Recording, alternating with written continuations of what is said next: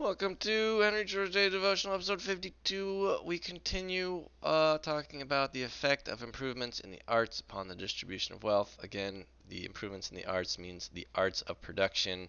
I'm going to reread this little summation that he came to, that George said, to state this truth concisely.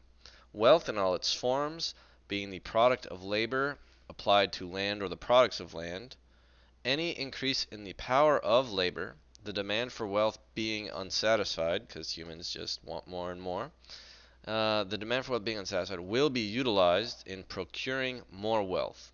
And since, again, that wealth is in all its forms is the product of labor applied to land and products of land, this increases the demand for land. Land demand. Someone should write a riddle about that. Now, George continues. Looks like he's going to illustrate this for us. To illustrate this effect of labor-saving machinery and improvements, let us suppose a country where, as in all the countries of the civilized world, the land is in the possession of but a portion of the people. Let us suppose, yes, the landed gentry, or just the land owners. Let us suppose a permanent barrier fixed to further increase of population, either by the enactment or strict enforcement of a Herodian law. That would be referencing Herod in the Bible, who wanted to kill all the firstborn males or whatever. Or from such a change in manners as morals as might result from extensive circulation of Annie Besant's pamphlets. I don't know about this, but it just sounds like chastity for everyone. No more baby making. That's our hypothetical. George says, let the margin of cultivation or production be represented by 20. This means that the land you can go freely use to work on, you could get 20 units of wealth from if you worked it in whatever time span is our accounting purposes choice of time span. Thus, land or other natural opportunities which, from the application of labor and capital, will yield a return of 20 will just give the ordinary rate of wages and interest without yielding any rent, while all lands yielding equal applications of labor and capital more than 20 will yield the excess rent. Alright, that's our setup. Population remaining fixed. Alright, now let there be made inventions and improvements which will reduce by 1/10 the expenditure of labor and capital necessary to produce the same amount of wealth. Now, either 1/10 of the labor and capital may be freed, and production remain the same as before, or the same amount of labor and capital may be employed and production be correspondingly increased. But the industrial organization, as in all civilized countries, is such that labor and capital, and especially labor, must press for employment on any terms. The industrial organization is such that mere laborers are not in a position to demand their fair share in the new adjustment, and that any reduction in the application of labor to production will at first, at least, take the form, not of giving each laborer the same amount of produce for less work, but of throwing some of the laborers out of work and giving them none of the produce. Now, owing to the increased efficiency of labor, yeah, so George is saying that's how things are, I suppose. Now, owing to the increased efficiency of labor secured by the new improvements, as great a return can be secured at the point of natural productiveness represented by 18 as before at 20. All right? So now those things, all the bits of land that weren't yielding rent will now yield a rent of 2. Thus, the unsatisfied desire for wealth, the competition of labor and capital for employment, would ensure that the extension of the margin of production, we will say to 18, and thus rent would be increased by the difference between 18 and 20, while wages and interest in quantity would be no more than before, and in proportion to the whole produce would be less. Yeah. The whole produce, it has gone up, and the quantity that wages are getting is the same, so the proportion is less. Same way of saying that. There would be a greater production of wealth, but land owners would get the whole benefit, subject to temporary deductions, which will be hereafter stated. If invention and improvement still go on, the efficiency of labor will be all will be still further increased and the amount of labor and capital necessary to produce a given result further diminished. The same causes will lead to the utilization of this new gain in productive power for the production of more wealth. The margin of cultivation will be again extended, and rent will increase, both in proportion and amount, without any increase in wages and interest, and so as invention and improvement go on, constantly adding to the efficiency of labor, the margin of production will be pushed lower and lower, and rent constantly increased, though population should remain stationary. That's by the conditions of our hypothetical. I do. You could also think of this as being kind of just like when there's really rapid technological innovation within a very brief span of time where population essentially does remain stationary.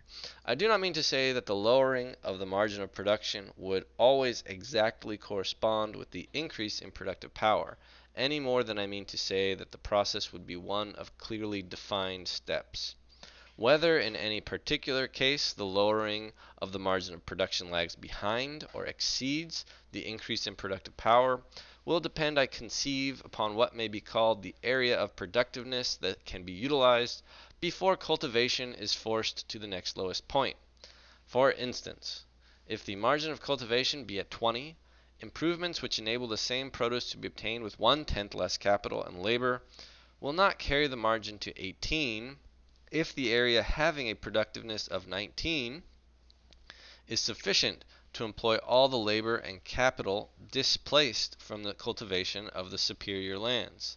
In this case, the margin of cultivation would rest at 19. Right. If you, after a 1/10 efficiency gain, 1/10 of your employees are fired. Suppose you only had 10 employees, so you just fire one guy. Then that one guy maybe will just go to if there's one plot of land that provides 19 units of wealth, he'll go to that one. He doesn't need to go all the way to the 18 if he's the only guy. So he goes to the 19. In this case, the marginal call would rest, and rents would be increased by the difference between 19 and 20, and wages and interest by the difference between 18 and 19.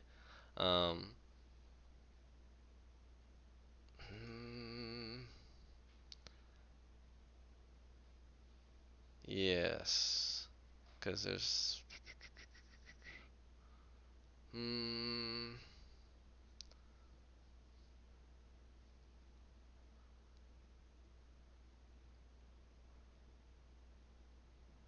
let's just read a little bit more and then I'll think more about it. But if with the same increase in productive power, the area of production between 20 and 18 should not be sufficient to employ all the displaced labor and capital, the margin of cultivation must, if the same amount of labor and capital pressed for employment, be carried lower than 18.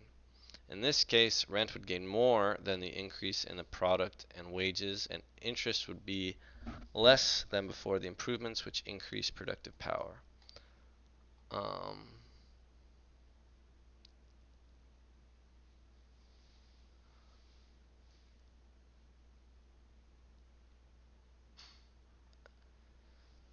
Yeah, so our stipulation was that as greater return can be secured, like the land that was producing 18 can make as much as was at 20.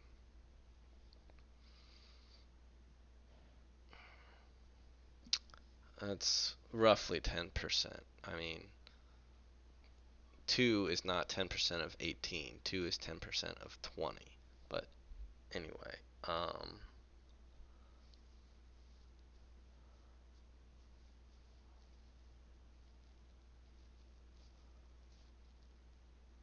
yeah.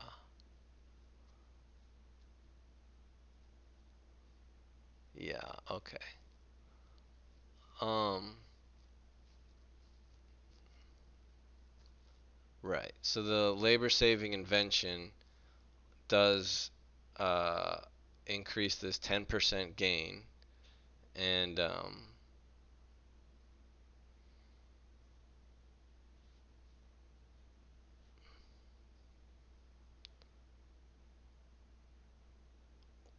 Yeah, there's this gap. I think I understand in my brain that I don't know if I can explain it any clearer, which maybe means I don't understand it, but I go back to the idea that there's 10 employees, um, and we sort of assume that there's tons of plots of land that are worth, well, it all depends on what plots of land are available. Um,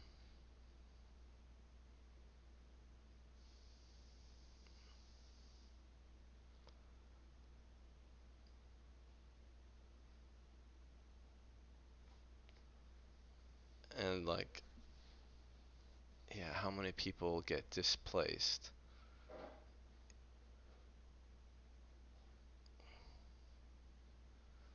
Right, I understand that you lose your job, you'll go to work the next best land. Um,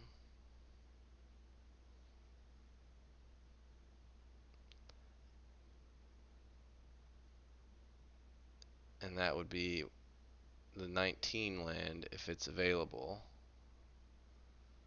And prior to the invention, um, prior to the invention, when you worked the 19 land, you got $19 or whatever, and you'd rather work the 20 land.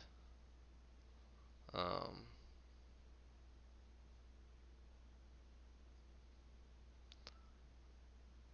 and now, with the labor-saving invention, that 19 land, if the 18 land is making 20, we could imagine the 19 land is making something like 21 or 21 and a half.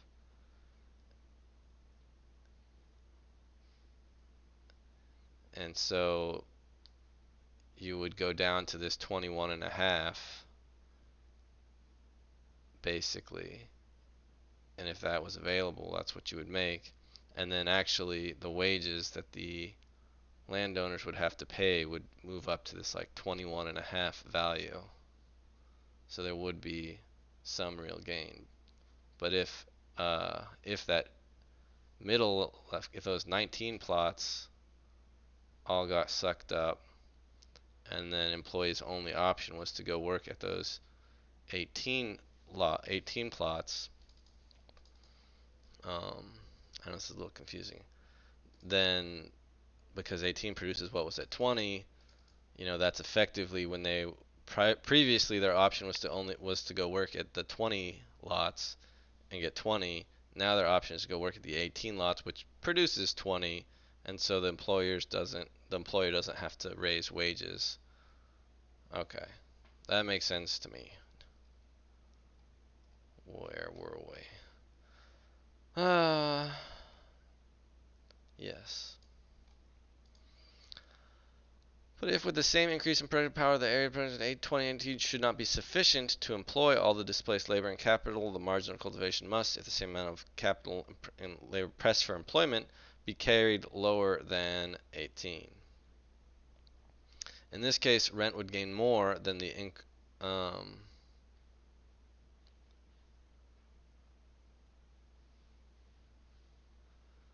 okay, and now he's saying if this invention displaces so many people that there's not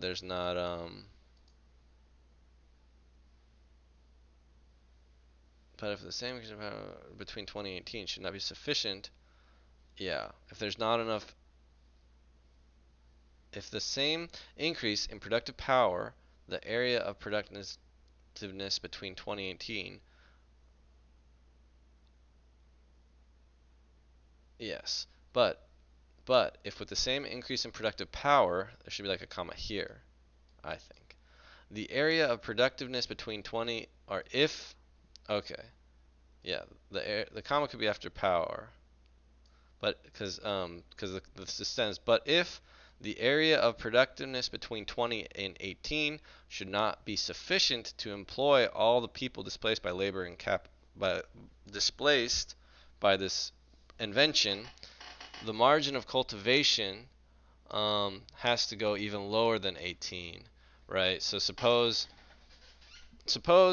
yes, suppose we're in society and the margin of cultivation is 20, so everyone could work on their own for 20, and so, um, and so, uh,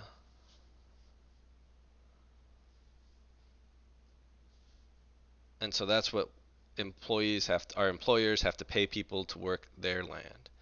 And then suppose we have some invention and we fire a bunch of people, and all those people go to look for new land, and all the 20 land is taken up, all the 19 and 18 land is also taken up, and then they have to go to the 17 land. That's this case we're talking about. Um, in this case, yeah, it's like suppose like it's a super labor saving invention, and instead of 10 employees, now you need one employee. So 9 people have to go looking, and suddenly that pushes the margin of production, margin of cultivation way down, and so like wages, say everyone has to go work land that makes them 5. So now the employer only really needs to pay his worker 5, because what's the difference working for the employer or working the other 5 land? Yes, this all makes sense. Okay, in this case, rent would gain more than the increase in the product, and wages and interest would be less than before the improvements, which increase productive power. And this is what we definitely have seen uh, with automation. Nor is it precisely true that the labor set free by each improvement will all be driven to seek employment in the production of more wealth. The increased power of satisfaction which each fresh improvement gives to a certain portion of the community will be utilized in demanding leisure or services as well as in demanding wealth. Some laborers will, therefore, become idlers, and some will pass from the ranks of productive to those of unproductive laborers. Hello, Justin, in the chat, the proportion of which, as observation shows, tends to increase with the progress of society.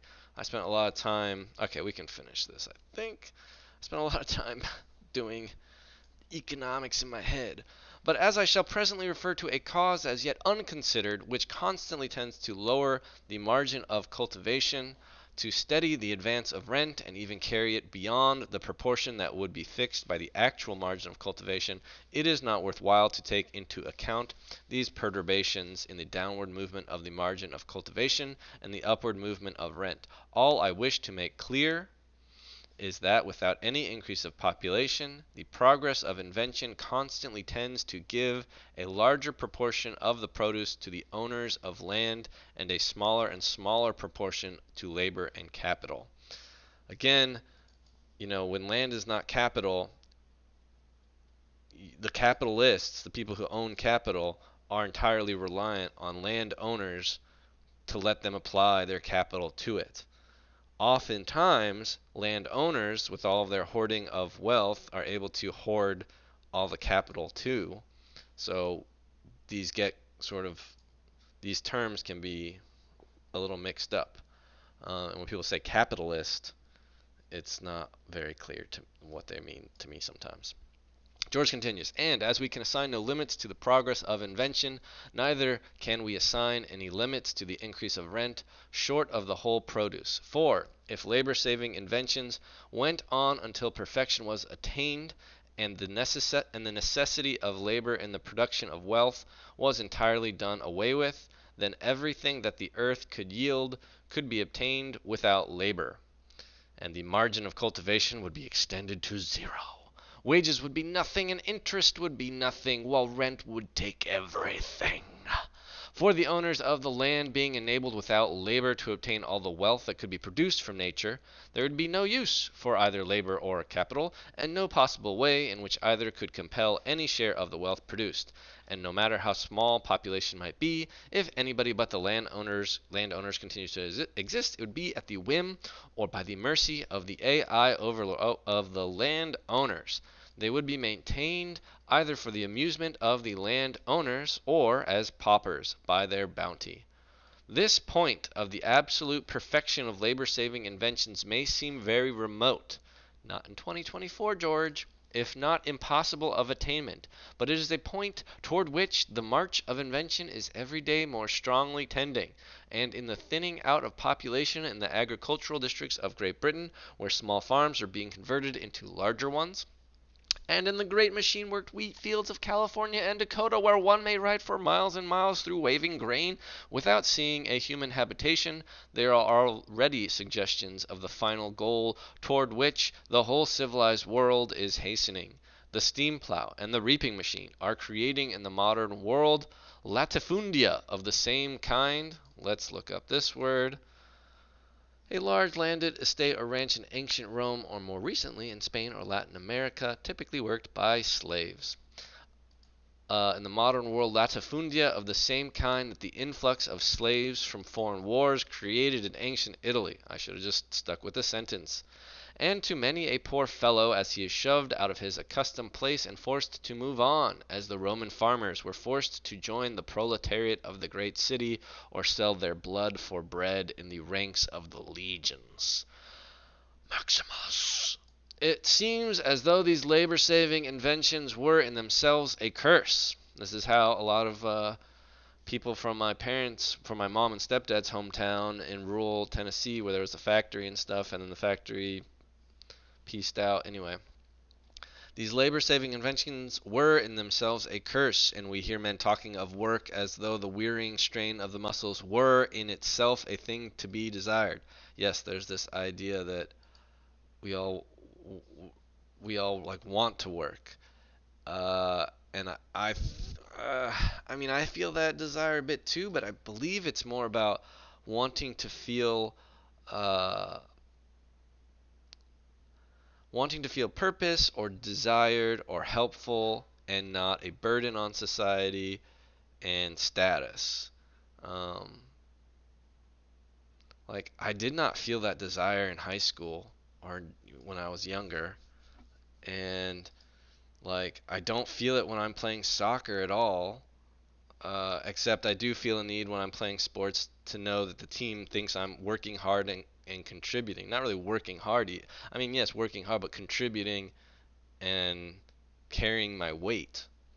Um, in the chat, we have a comment from Table Cat. Being a burden on society is privilege that only a few get to experience. I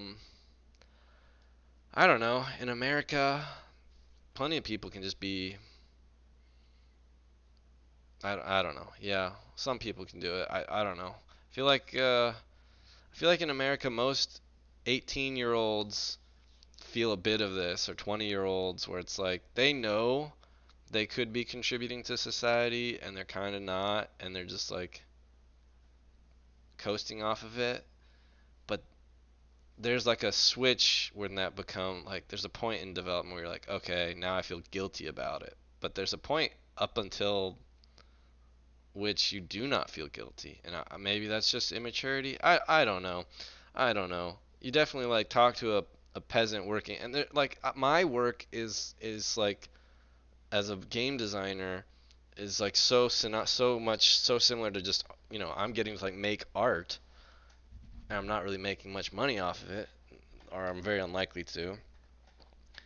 So, but that's what I would prefer to do than have to, if you could just guarantee me a basic income, and that my family and kids were also going to be given, secure and have food and a certain level of status and not be like left out of society, then I don't have any particular desire to go, uh, you know, mow lawns or build houses or whatever. Okay, I don't know. Let's keep going. This is taking forever. In what has preceded, I have of course spoken of inventions and improvements when generally diffused. It is hardly necessary to say that as long as an invention or an improvement is used by so few that they derive a special advantage from it, it does not, to the extent of this special advantage, affect the general distribution of wealth. Maybe we'll get some conversations about patents, but I've already talked a lot about myself today, so we're not going to go there. So, in regard to the limited monopolies created by patent laws or by the causes which give the same character to railroad and telegraph lines, etc., although generally mistaken for profits of capital, the special profits thus arising are really the returns of monopoly, as has been explained in a previous chapter, and to the extent that they subtract from the benefits of an improvement do not primarily affect general distribution.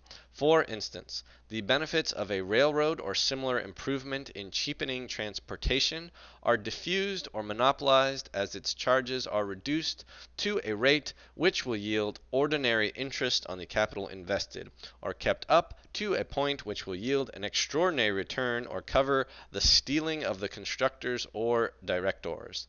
And, as is well known, the rise in rent or land value corresponds with the reduction in the charges. As has before been said, in the improvements which advance rent are not only to be included the improvements which directly increase productive power, but also such improvements in government, manners, and morals as indirectly increase it.